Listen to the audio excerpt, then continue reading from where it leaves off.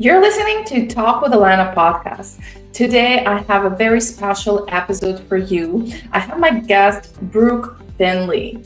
Brooke has been practicing in immigration space for over a decade, and the last 18 months, she has been working on something absolutely groundbreaking, and Brooke has developed a new service concept for RCICs. Now, Brooke has developed also an app to go along with the service. I cannot wait to try this web app and offer this new service to my clients. So let's get into the conversation with Brooke so you can hear all about this new service concept and Brooke's new app that she has developed. So let's jump into our conversation. Hello, everyone. Today, my guest is Brooke Finlay. Brooke, hi, how are you doing? Hey, Olena, I'm great. Thank you. And thanks so much for having me on your podcast. Yeah, no problem. So Brooke and I, we met back in May 2024 during the RCIC conference organized by CAPIC.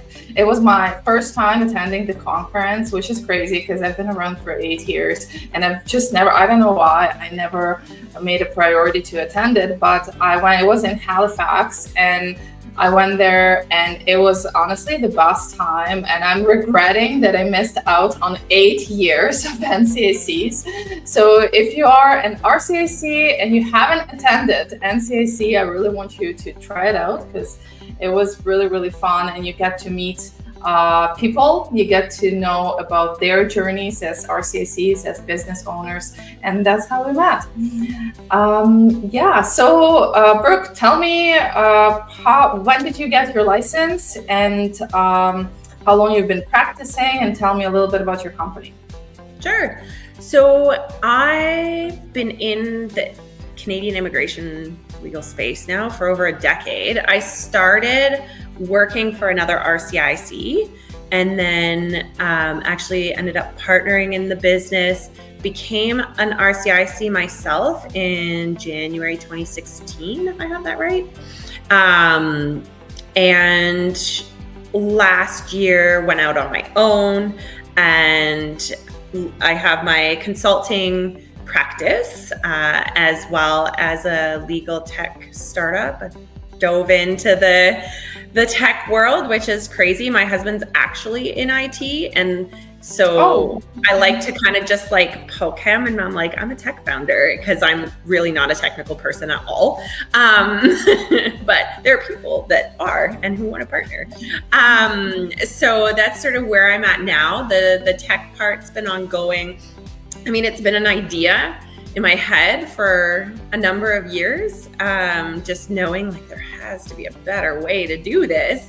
And when it kind of all really took off in the beginning of the pandemic, because when all the borders shut and then IRCC is issuing updates and policy changes and pilot programs and all this stuff in the beginning of the pandemic, I was like, oh my goodness, my business is going to implode.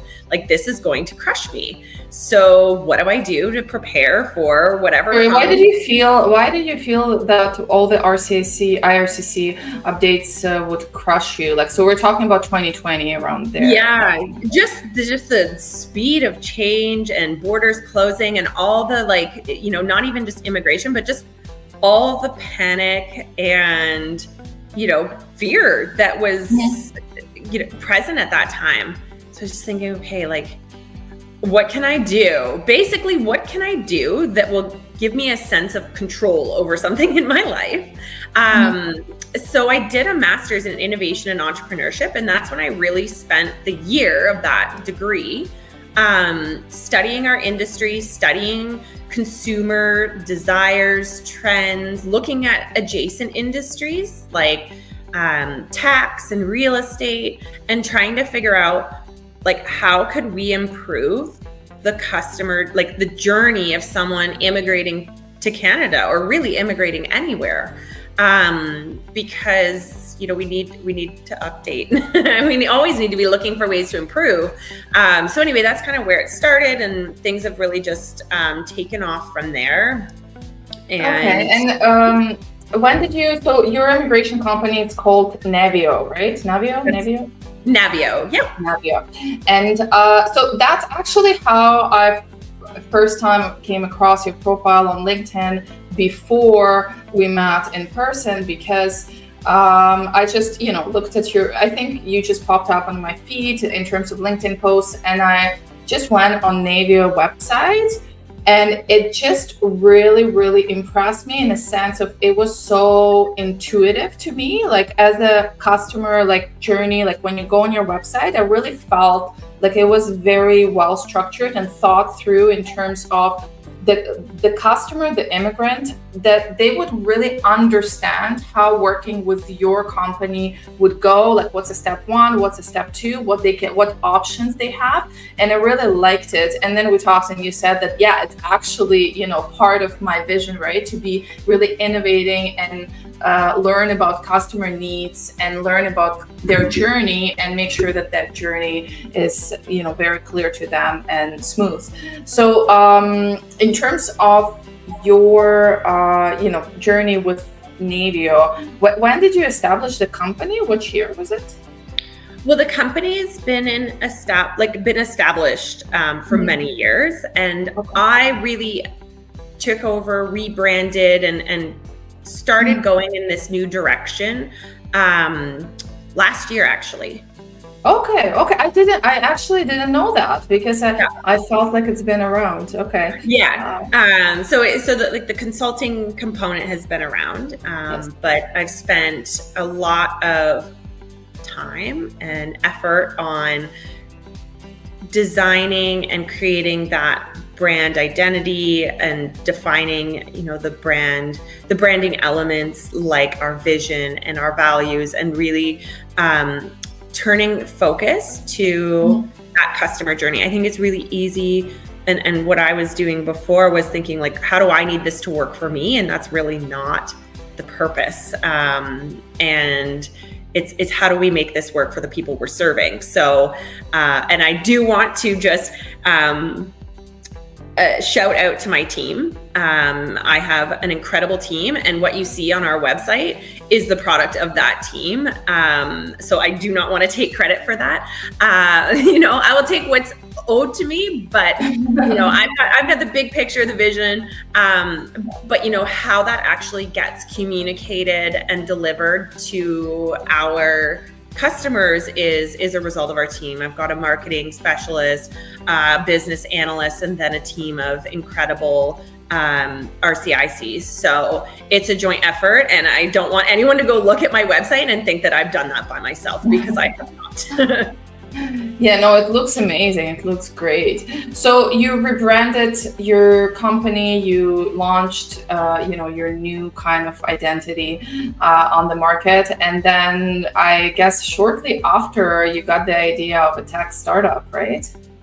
Yeah. So, that was all in the works along with the rebrand. And part of what was driving the rebrand was knowing, okay, we're diving into this, reimagining what it would look like to work with an RCIC. Like, I'm sure anyone listening who is a practitioner, even if you're not an immigration practitioner and you're some other professional services provider, you kind of come up over the years against the same questions, like, oh, I wish I'd have known this sooner. And then you provide people with more information up front, and then they're overwhelmed.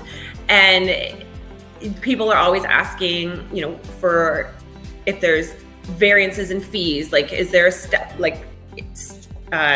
process that they can kind of ease in versus paying all up front for something that they don't fully understand. So they don't necessarily know the value they are going to receive, because it can't be perceived until you're really deep in it, right? Mm-hmm. So trying to figure out as someone going through that journey, how can we meet the needs and desires of the people that we're trying to serve? And how can we make what we're doing more accessible, more transparent, and trustworthy? Because, we all know that, there's always headlines in the news, and there's always talks of fraud and instances of people being taken advantage of, questions of competence, etc. So we really took a step back to think, how could this just be completely done different? Not how do we improve what we're doing, but how can we just do it differently? And that's really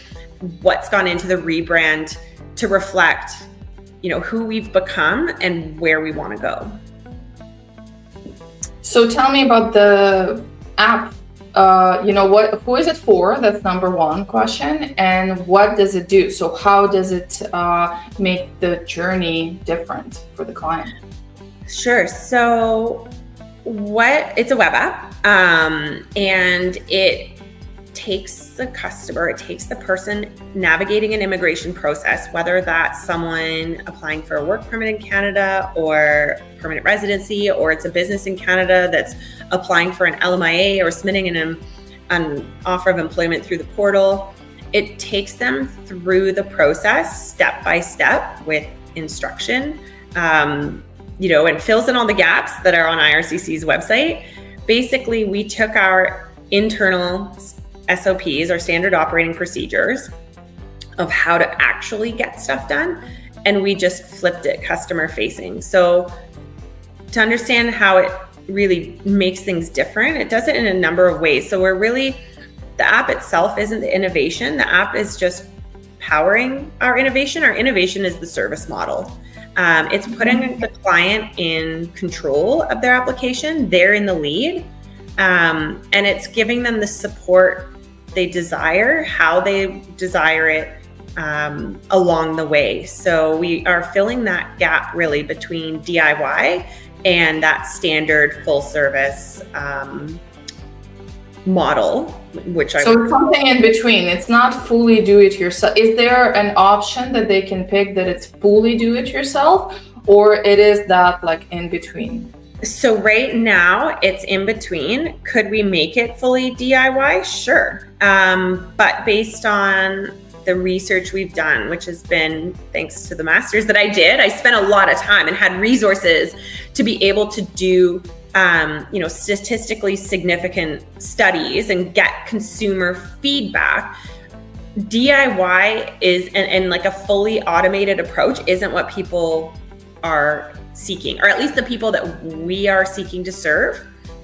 They're looking for something in between, because it's such an emotionally charged process. It's so personal that people aren't ready, and maybe we'll arrive at a day where people are more comfortable with the technology and able to trust it on its own. But right now we call it done together. It's not DIY, it's not done for you, it's done together.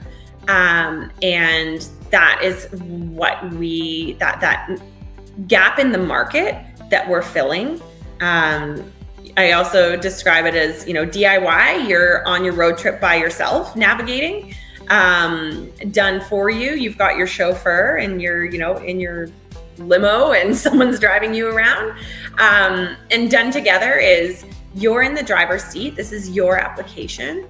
I'm in the passenger seat with the Google map, making sure you make the right turn at the right time to get you to your destination as quickly as possible and safely.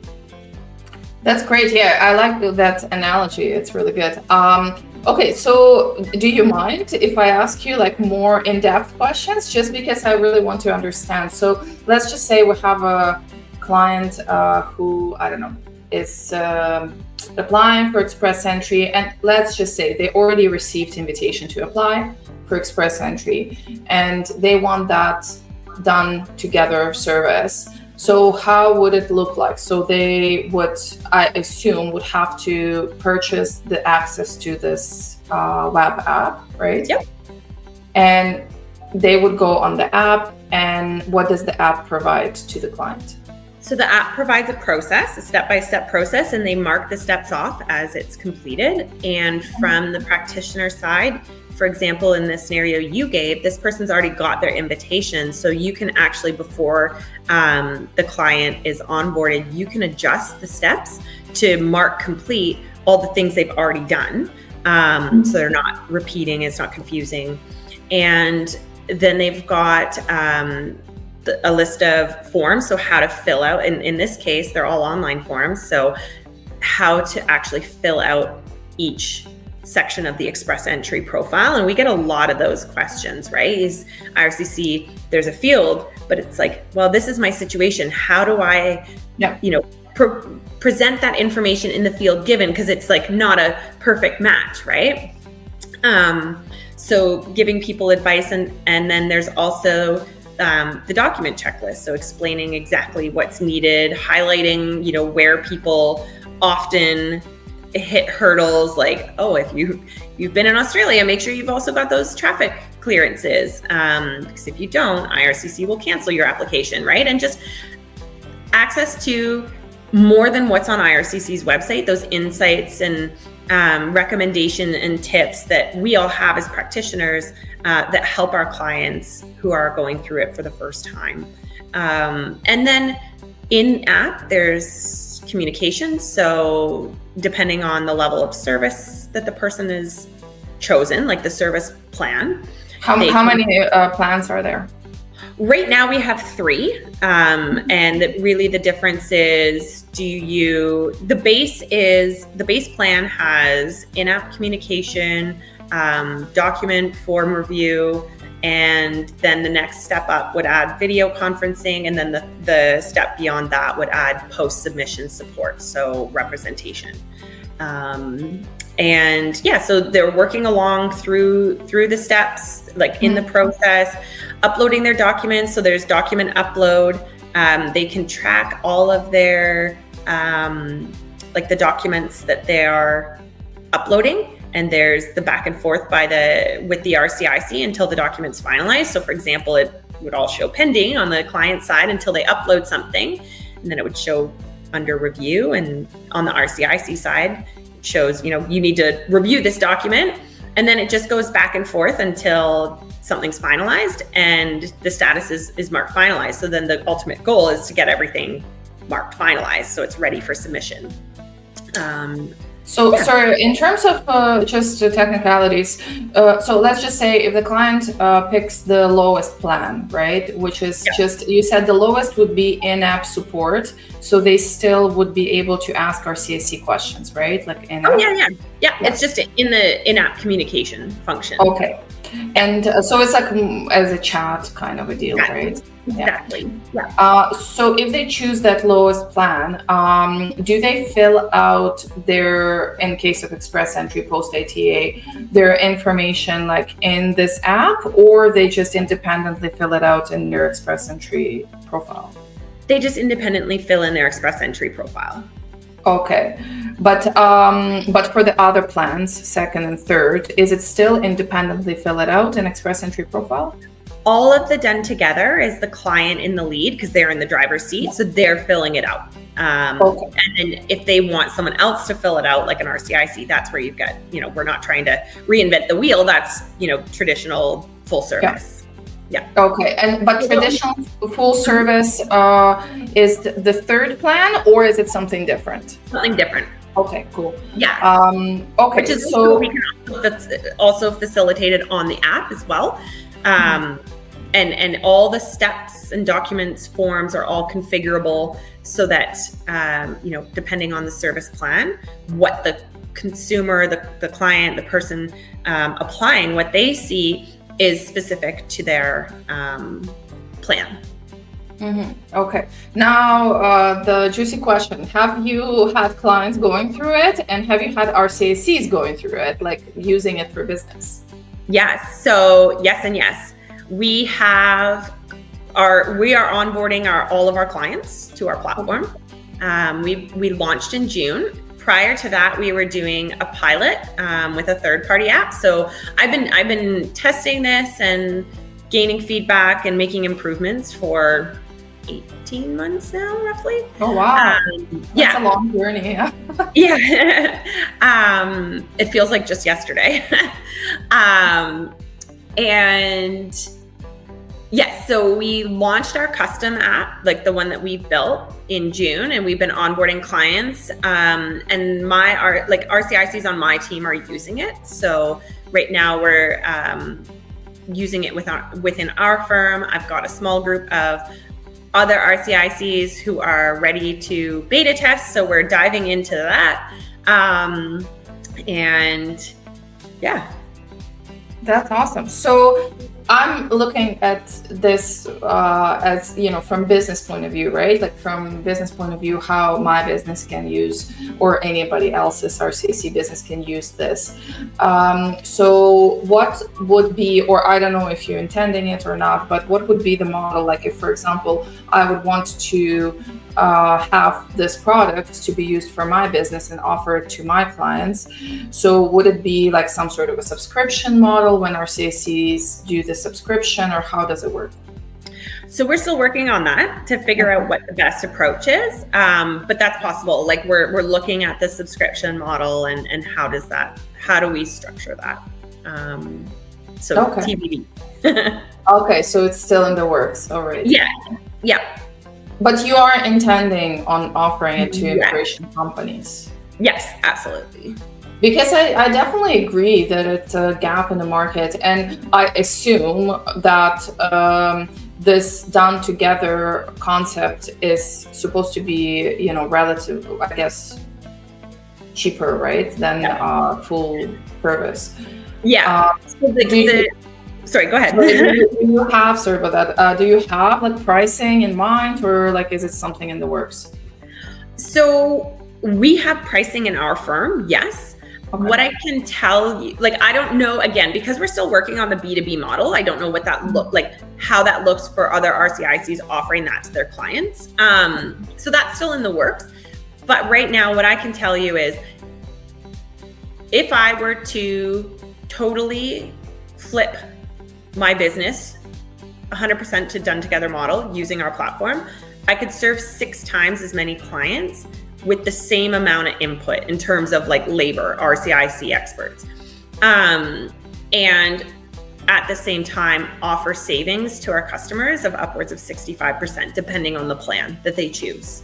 So what we've done is we've essentially taken our full service pricing and then for the different service done together service plans, discounted upwards of 65%, based on, essentially the customer is putting in sweat equity in exchange for receiving the expertise at a lower price point. Of course. And then from, value to an RCIC, and what we're seeing in our firm is our clients are much happier. Our sales cycle is much shorter, and we are spending less time on those repetitive low value tasks like data entering information into an express entry profile, right? Like your client's putting it into whatever intake form you use, and then you're turning around and copying and pasting that into the portal. Well, just go straight to putting the information in the portal and review it. So, it's saving that time and allowing us to spend more time on the thing that high level expertise, and that's in that strategic realm of, okay, making sure someone's application is well positioned and well prepared so that they're as likely as possible to be successful, and less time on those repetitive low value things. That totally makes sense. You mentioned sales cycle. So let's say because that's a huge part of our business, is that sales cycle can be so long, and that's part of the content that I'm teaching within my business program, is that there is a very big difference between taking a client for express entry who has 450 points and taking a client who already received ITA or has 550 points, right? It's a completely different, ball game. And because sales cycle and just client customer journey and everything can be so different. So can you tell me a little bit about, do you find, number one, that it's easier to sell that service than full representation? Is it people just agree more just because it's cheaper? Do you find it that? So I think that the cost is just one part. I think people are able to say yes faster because the level of service is aligned with their desire and their perceived value, right? If you haven't been through this, think about like when you were starting out as an RCIC and how you're like, okay, yeah, I can do this. That's simple. And then you get a refusal or you get a PFL and you're like, oh, didn't think about that. And all these different things that you learn of how IRCC perceives things and the different like hurdles that you run into. And so we all know how valuable our expertise is and how we can help people navigate that journey smoother. But if you've never been through it, you don't know that. And so to pay $5,000 straight out of the gate, that perception of value that people are receiving for that $5,000, like it's out of line because they don't know. You don't know what you don't know. And we talk about that in our team and we're like, okay, well, how do we make this journey such that people can say yes, they get the value, like there's options available at price points that they know that the perception of the value they're going to get is in line with what they're paying. Mm-hmm. And then, they can add on. It's like this decoupling of services. We even, for example, in our separate of the tech product that we have, we even recently, in the last year, overhauled our consultation services. Like we have a 15-minute Q&A. And again, as a practitioner, we resisted that for quite some time because it's like, I can't get through what I need to get through in 15 minutes. And it's what we landed on is it's not about me and what I want from the consult. Like I could spend days talking about a topic, right? It's what does the consumer want? They want to have 15 minutes for a reasonable price to be able to start building trust. And then they get the chance to recognize the value we can add to their lives. And then they're able to bite off bigger chunks. And that's worked out incredible for us. And people are very appreciative of being able to connect for 15 minutes instead of having to make a multiple $100 investment as the first investment for like a 1-hour consult, right?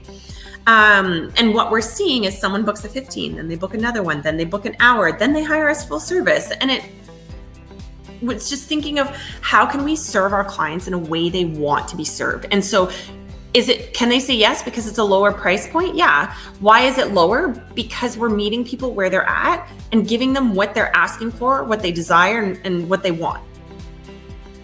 Yes, no, it totally makes sense.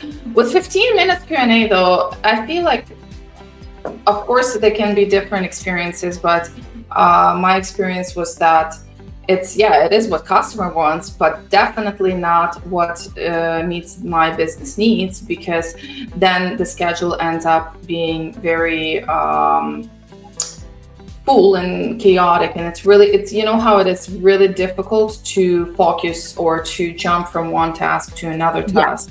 But that's what 15 minutes, even if you let's say organize your schedule properly and you say okay, on only on Monday mornings and on Wednesday mornings I do 15 minutes and that's your time, that's possible. But still I found it to be too energy consuming from our RCIC, right?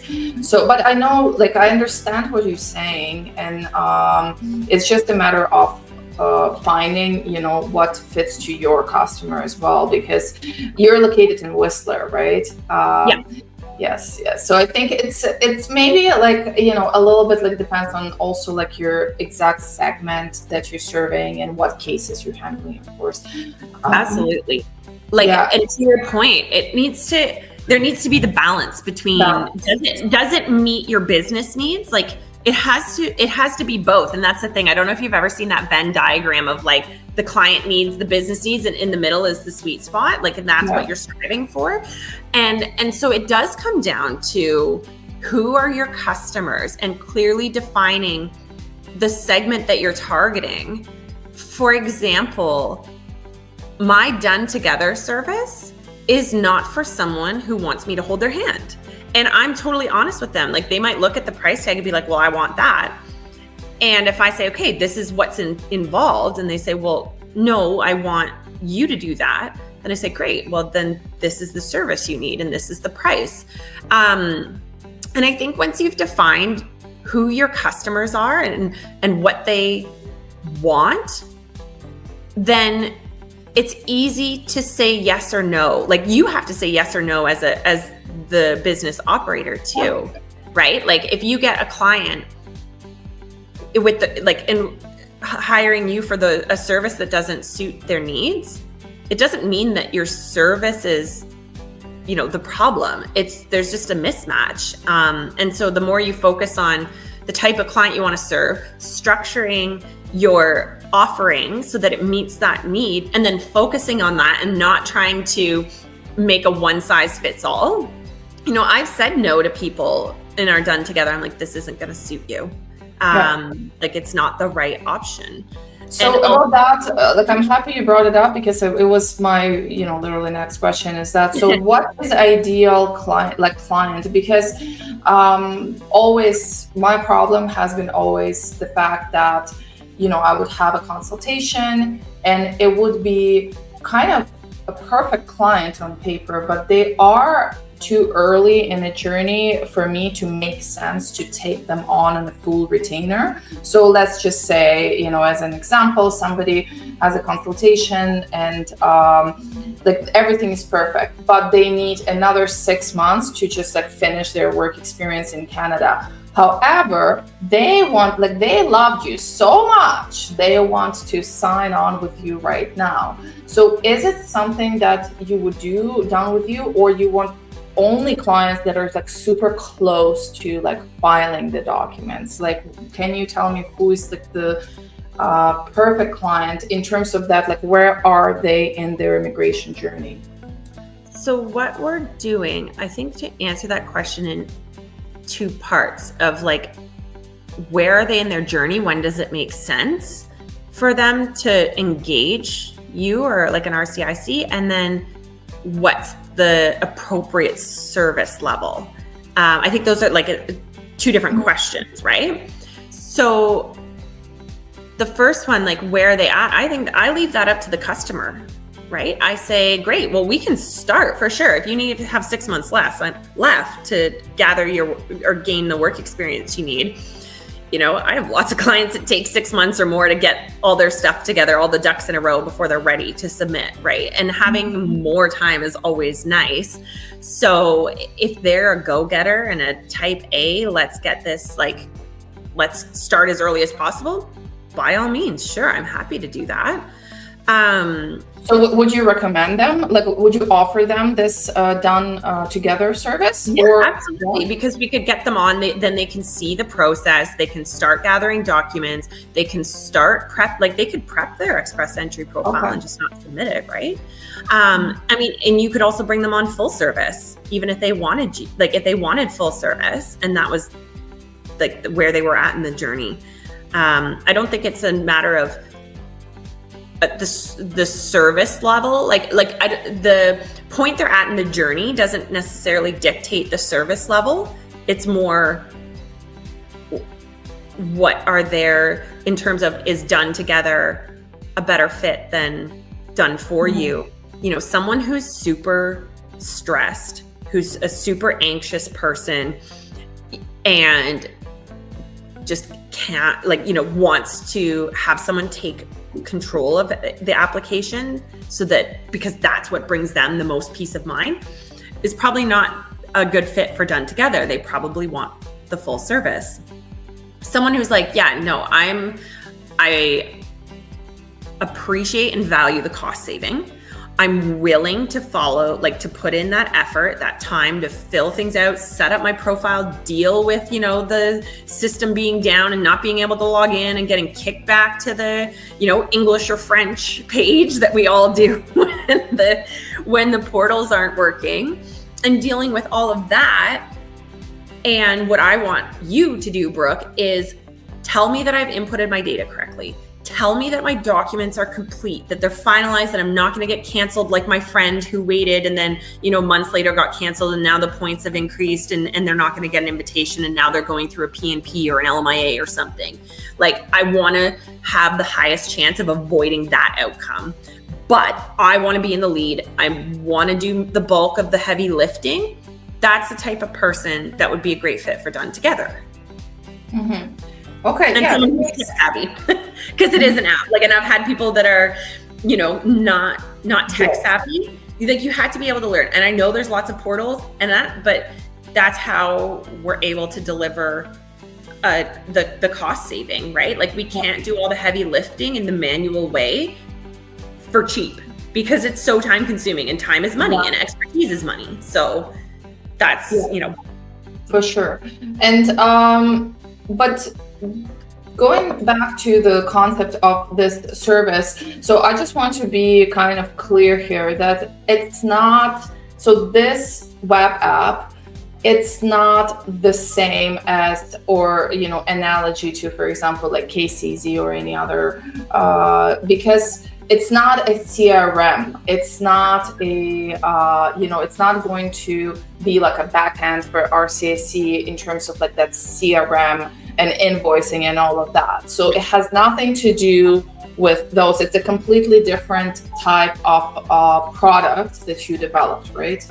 Yes. Yeah. So we use a CRM, and we will integrate an API into different CRMs. Right now, we have our CRM, we track all of our work and invoicing and all of that, all of our leads and everything. That's a CRM. I'm not trying to reinvent the wheel. Think of, you onboard a client. What do? Well, you have to send them all the instructions and continue to follow up, and you're back and forth by email clarifying, and then you've got this long list of, hey, I need you to update this, fill in that, this is missing, and then the client weeks later comes back, oh, what do I still need to send you? And then you're like, oh, okay, now I'm back in the file and looking back at emails and trying to figure out, okay, where are we at? What our platform does is it eliminates a bunch of that wasted work. Like, that's not valuable time spent. And so the reason the innovation I think it is valuable time for certain type of the customer who does want that hand holding and need that hand holding and ready to pay for that hand holding, right? So sure. But yeah, like, I understand what you're saying in terms of the other type of the customer that do want, because it is true that just generally immigrants, they do become more and more and more educated. A lot of times, I see that on the consultation, the person literally has almost the same knowledge as I have, right? Which is crazy because they've done so much research and they've watched so many YouTube videos about it, and they really understand and they did their homework. So, I absolutely understand that. But would you keep still, hand-holding part and this part for your specific practice, or you're looking for switching completely to Done Together for your? No, the platform allows us to do both. And when I say wasted time, like the stuff that doesn't add value, right? Like me spending time going back and figuring out, okay, what documents are still outstanding? What was the last comment I had? What edit did I want them to make on this reference letter, and having to look back in email or my CRM to figure that out? That, in my opinion, is a waste of time. Like, it's not bringing value to the client, and it's using time that I could spend on higher value tasks. And even if they're full service, right? And so the platform presents that information, tracks that information, organizes communication, much more efficiently than how we used to do things in the past in our firm. Whether I'm serving a full service client or a Done Together client, it doesn't matter, but we're just making leaps in efficiencies in terms of that administrative burden. Yes. No, that sounds like really, really good for sure. And I can't wait to try it. I just want to try it. Because yeah, I really think there is a gap for for that market. Do you think? I don't know if you guys use CRM that is like immigration specific, or is it just general? We use Salesforce.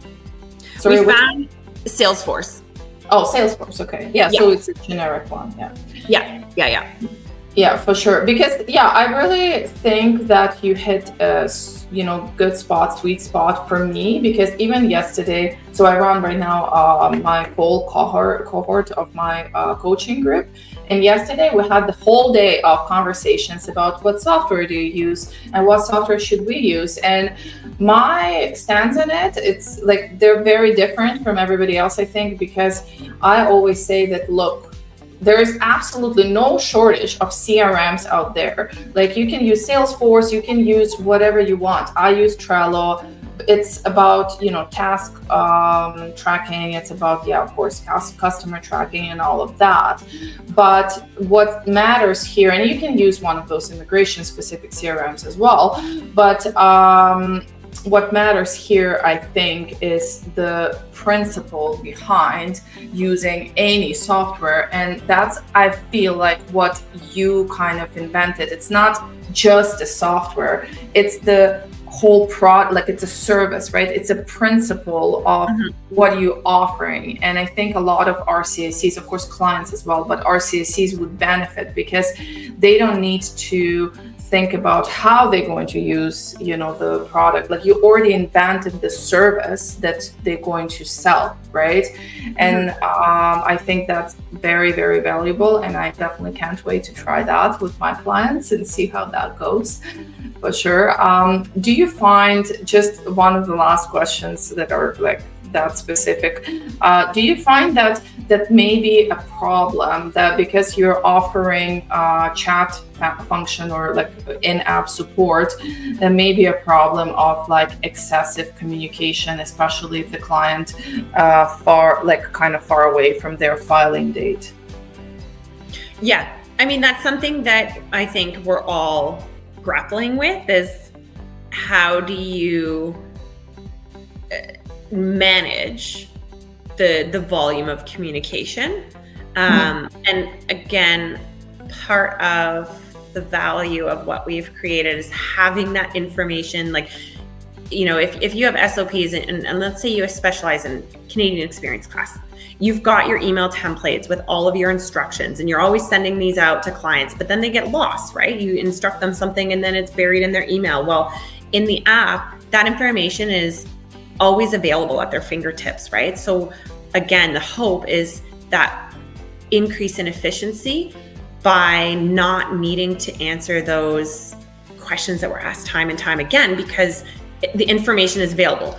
Undoubtedly, people are going to ask instead of like reading the information. That's just human nature. I do the same thing. I'm like, no, I just want someone to tell me. I don't want to look for it. It's definitely something that we are still working on. Like, we don't have limits in the communication in app. Will there be a time that there are like kind of quantifiable boundaries around that? Probably. But where we're at right now in development, it's, if you have a question, chat with your consultant.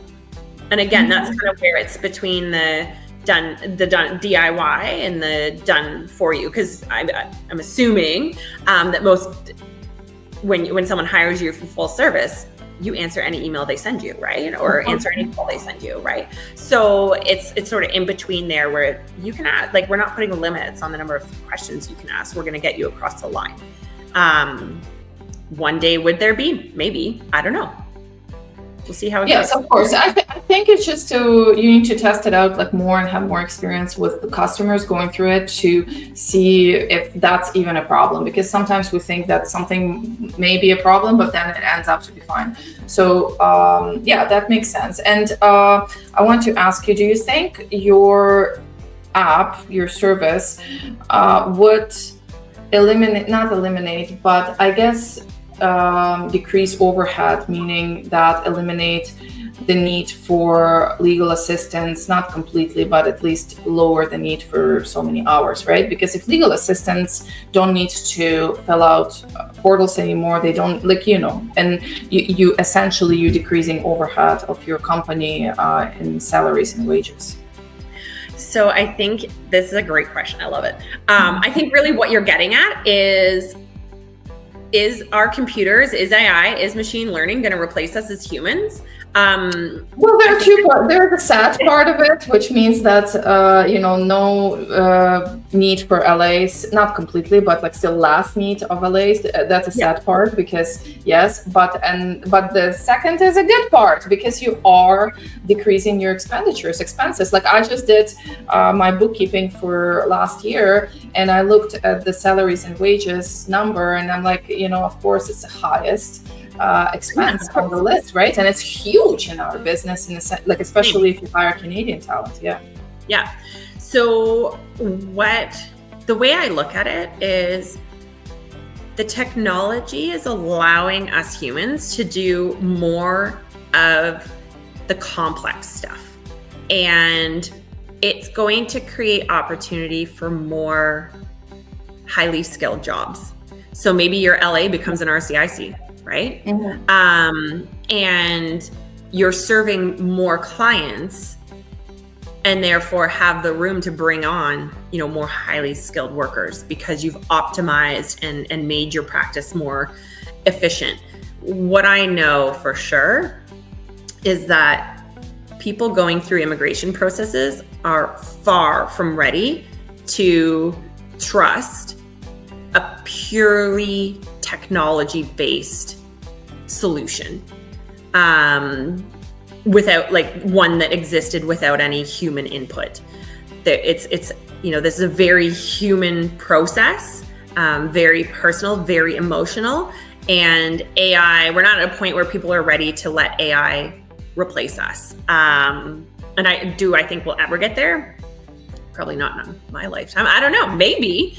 Then I can look at what my next career looks like. But I don't think it's something to be afraid of. I think it's something to be embraced and look at, okay, well, if that didn't exist anymore, what could I do instead? Like, what could I pursue? What opportunities does it present? When we look at how many applications are represented by RCICs or lawyers to IRCC, it's minuscule, right? 10 to 20%. So what are the other 80% doing? If there's a solution that's powered by technology that allows us to spend less hours serving people, but there's a substantial number of, like, more people that we could serve just in a different way, that's what we're striving to do. Is we know that the process and the journey isn't easy and that it's stressful. How can we serve more of those people so they're not out there doing it by themselves or spending ages on,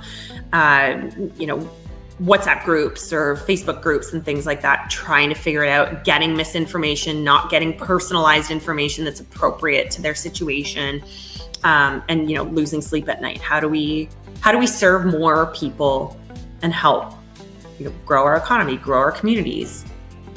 Yes, for sure. No, it sounds great, and it's definitely really exciting, and I can't wait to try it. Well, visit navio.world for a preview. Oh, yes, I will. And we will put a link in the description as well. Is it okay if I put that link? Yeah, I'll send you one to put in. That'd be awesome. Okay, perfect. Well, thank you so much, Brooke. Thank you for your time today. And it was really, really interesting to learn about your new app. And I hope, everything works out, and soon all RCICs get to try it. Likewise. Thank you for your support. Thank you for having me here. It's been a pleasure. Thank you. Bye.